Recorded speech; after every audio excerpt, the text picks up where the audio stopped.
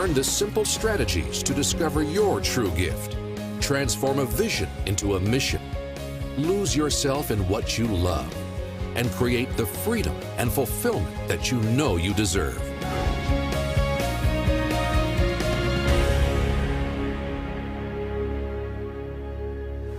This is life and enterprise management.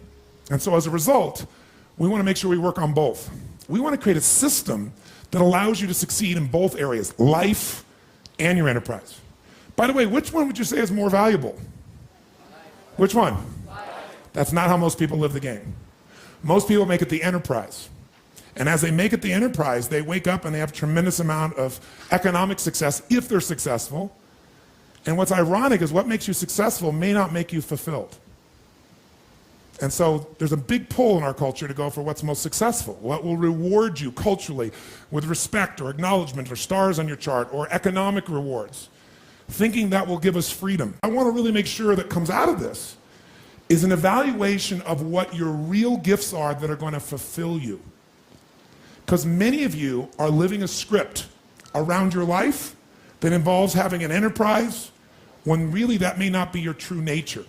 Sometimes those problems have to do with the fact that you don't understand the stage of development you're in. The most important element is for you to be able to do this, to be able to establish, most importantly, where you really are in your life today. Where are you? And where do you really want to go? What's going to create this extraordinary life? And to look at it brand new. Because some of you right now, if you continue the direction you're going, are going to be successful and unfulfilled, unhappy, and stressed.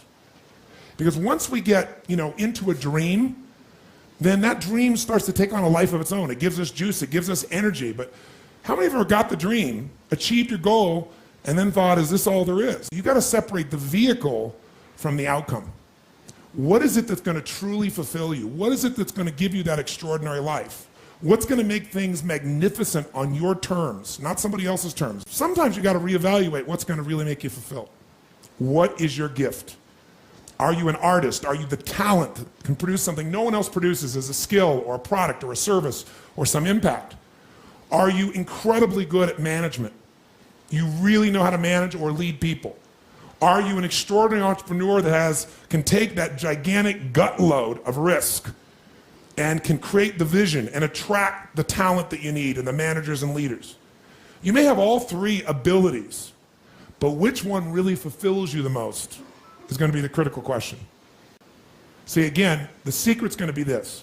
What is an extraordinary life on your terms today? Getting clear about that. At this stage of life, where you are, where you want to go. At some level, you have a blueprint, a mindset, a belief system, a philosophy, a set of values that says, if I master this thing called my life or my enterprise, then I'll have this great feeling. But what's really interesting about life, I believe that extraordinary life, however you define it, has two master skills to it. The first skill is the science of achievement. Most of you in this room have achieved enormously at various levels of business or as an individual artist or talent or as an entrepreneur or as a manager or leader, as an investor. I mean, everybody in this room, most of you in this room, have really hit the jackpot by most of the world's standards, even though most of you think it's still not enough. But the science of achievement is a skill. It is a science. There are laws. But the reason I love business is I see business as the ability to take the invisible and make it visible. I think that is what spirituality and creation is. It's about how can I find the gift I have to give the world. But the second skill of life is less focused on, and if you're going to have not only management, but create and grow an extraordinary life, you've got to master the second. And that second master skill is the art of fulfillment. The art of fulfillment. And the art of fulfillment, I call it an art because art is like what one person thinks is beautiful, somebody else may think is ugly. But what you have to be able to do is find out what is it for you that's going to fulfill you. And I'll tell you there's two primary elements to that. You've got to figure out what is your gift that's going to give you a sense of meaning, because you can't be fulfilled without a sense of contribution. You can feel happy. Happiness for most people is temporary. So success without fulfillment, that's called failure. Do you know somebody who's got everything they thought they wanted and they're not fulfilled? They got a real problem. So what's going to make you fulfilled? Finding your gift, contribution. Life's not about me, it's about we. If we feel like we're contributing to someone else, then we don't just get something, we become something. And what you get never makes you happy long term. Who you become makes you very happy or very sad. So part of that art of fulfillment is, what's my contribution? The second part of it is appreciation. Some of you are contributing, but you're not taking the time to really appreciate. You're not noticing. Every moment of your life, you got to decide, what are you going to focus on, and what does it mean, and what are you going to do? Is it the end of the beginning? Are you being punished or rewarded? Meaning is where all life is shaped, and you have the power to change the meaning. How fast? But you better ask a better question or come up with a better answer.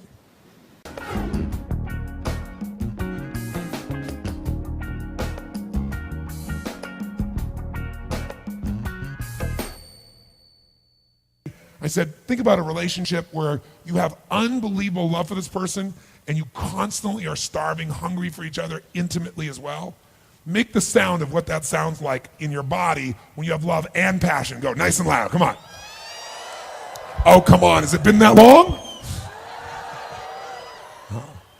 Make the sound of a relationship where there's lots of love but not enough passion. Make that sound. See, when you talk about a relationship with love but not enough passion, it doesn't seem like that big a deal. But sound is a great way to calibrate what's really happening in your nervous system. What I found in my life for years, I had a relationship with someone who was a great lady, and we had tons of love, but very little passion, and I wanted more passion. But I didn't understand what the triggers were. I didn't understand the differences in values and rules. I didn't know how to shift anything. Nobody teach you this. And so I'd be in this experience where it's like, wow, you know, I remember being on stage vividly in a room that would have been my ultimate years before. It was at the Continental Center in New York City. There were 13,000 people in the room, 12,000 something hundred, almost 13,000 people. And I was doing my gig, and we were rocking, like what we're doing here with 5,000, imagine 13,000. And we were going full tilt with a level of intensity. It was unbelievable, and people were out of their mind.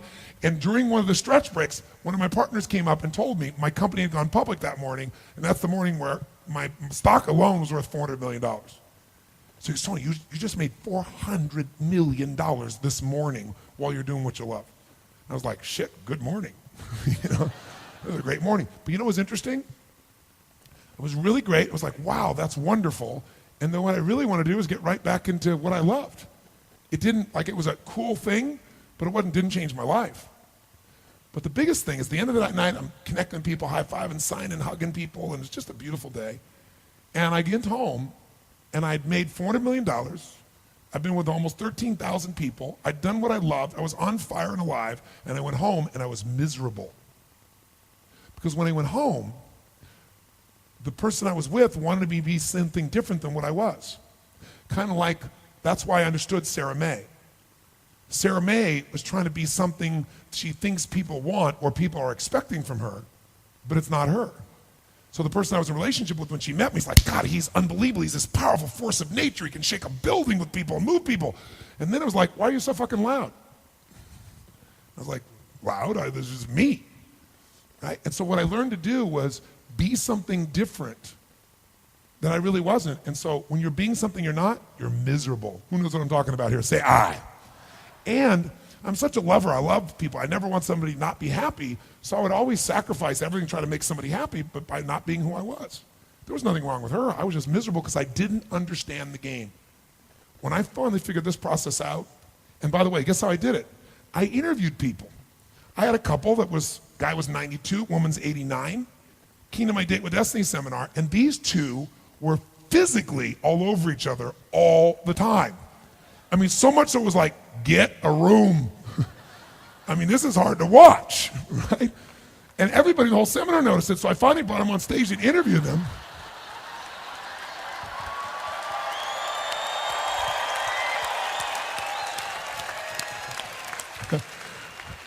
Shit, they're young punks in their 60s. So I bring this 92-year-old man, this 89-year-old woman up, and I said, I got to interview you guys. So I'm interviewing them. I said to him, I said, tell me something. I said, you two seem to not just love each other, you love each other. And they went, oh yeah. I mean, you're rather physical, aren't you? They said, oh yes, we love to be together. I said, and you guys have intimate relations? Oh yes, every day. Every day? Sometimes several times a day, the woman says. No exaggeration. And they were so adorable, and they were like all over each other, hugging each other, grabbing each other, touching each other. And I said to them, I said, okay, there are a lot of people that think when you're together 3, 4, 5, 10 years, there's nothing new. They said, nothing new. They just aren't being flexible enough. They're not trying new things. I said, well, tell me something. What's your belief about, like, how do you stay intimate? The woman says, well, you can't just talk. You got to touch. And she said, like, touch lots of things. And she's so adorable. And so I said, so you guys have this passion all the time? Yeah. And I said, what's your belief? And he said, well, we believe that it's never boring because we believe there's nothing ugly between two people who love each other, nothing dirty between two people who love each other. She said, yeah, here's our rule. We try anything once, and if we like it, we do it again. So I spent 5 years interviewing people who've been together 20, 30, 40, 50 years, and they don't just have love, they have passion. They're not hanging out, they love each other, and it changed the game for me. And the biggest change in my life, I would give up everything in my life without no exaggeration, no hyperbole, everything I've ever learned, everything I've ever done for the relationship I have with my sage. She has been I'd die for this woman, no exaggeration, but I couldn't have gotten to that place if I hadn't been through all those other places first. And the gift that I've got in that area is a gift you deserve. And anybody can have it. You could be with somebody together for 10 years and you could reignite it because you just didn't know the triggers. Or some of you may find that you're in a relationship where truthfully you are nothing in common. You're just scared shitless to end it because you're afraid of being alone. But there's a way to do this in a way where things can be elegant, but you can be free and you can bring to your life what you deserve. I tell people one thing. If you're not happy in your intimate relationship, you're not fucking happy. Because I don't give a shit how hard you work. I don't care how much money you make, how many trophies you get. In the end, if you don't have that aliveness and passion, a part of you is dead inside. And it doesn't have to be that way. And I got to tell you something. Some of you maybe seen some of the films of the people I've turned around who hate each other, want to kill each other, been together forever, have no attraction. And we don't just change them in that moment. We follow up. You see them a year later, 2 years later, 5 years later. They never go back because we rewire it. And Date with Destiny. Oh, I got some people who graduate Date with Destiny. Wow. Some grads of Date with Destiny here. Date with Destiny is that program I described this morning when I was talking about Dickens and I talked about going to Fiji and I had that process of coming up with that process. Well, I turned that into a 5.5 day process that what Date with Destiny does is it basically, we worked our tail off here. You got to use a lot of physical energy to deal with your beliefs. Your values, you'll never get through with physical energy. You have to know, it's almost like a puzzle. You have to know exactly what thing triggers what feeling, triggers what emotion. And until you know that, you're at the effect of everything in your life. What Date with Destiny does is it helps you get a plan for your life. Not a plan like scribbling it out, I have to live a certain way, but you begin to see how to take the different parts of you that have inner conflicts and align those parts so you're pulled exactly where you want to go. It is by far the most powerful thing I do, bar none. And the experience in those 5.5 days is like nothing you've experienced in your life because you're going to discover and basically learn how to trigger everything that controls every thought, every feeling, emotion in your life. And after about 4.5 days of doing this, where you now have complete mastery over your own life, then we bring in intimate relationship into it. Because what happens is, you get somebody that really has problems, and they put them with somebody else who loves them, who also have problems, you got big problems. Once you got yourself wired, now you can figure out how to create a relationship at the level you want. So, here's what I want you to know. How many of you would like to go to the next level of this process? Say aye. Then you got to deal with the two issues that always show up, time and money. Here's what I'll do. I'll handle the money side from my guarantee. You can go to anything I teach, half of it, if in your judgment it isn't the best frickin' thing you've ever done in your life, so you don't have to wonder, like, is this weekend the most he can do? This is nothing compared to where we're going. But you be the judge. You can get it all back. So you can go home if you decide to do this and tell somebody, I'm going to steal from him. I'm going to go half the program and take it all for free. You won't. It'll transform you. So that's number one. So you don't have to have any fear or wondering, is it worth it to you, or am I taking a financial risk? Zero financial risk. But you're going to have to come up with figuring out how to change and get through the time. School teachers, owners of businesses, whatever. But what I'll tell you is, it'll transform your life. This is the time you make an investment in yourself that'll go beyond anything you can imagine. Let me tell you about Date with Destiny. Here's what I'll tell you. Go. Go. Trust. If you trust me at all, if I did not betray your trust here, tell you, go. So don't miss out on this piece. Date with Destiny, mark it down, make it happen. That's number one, okay?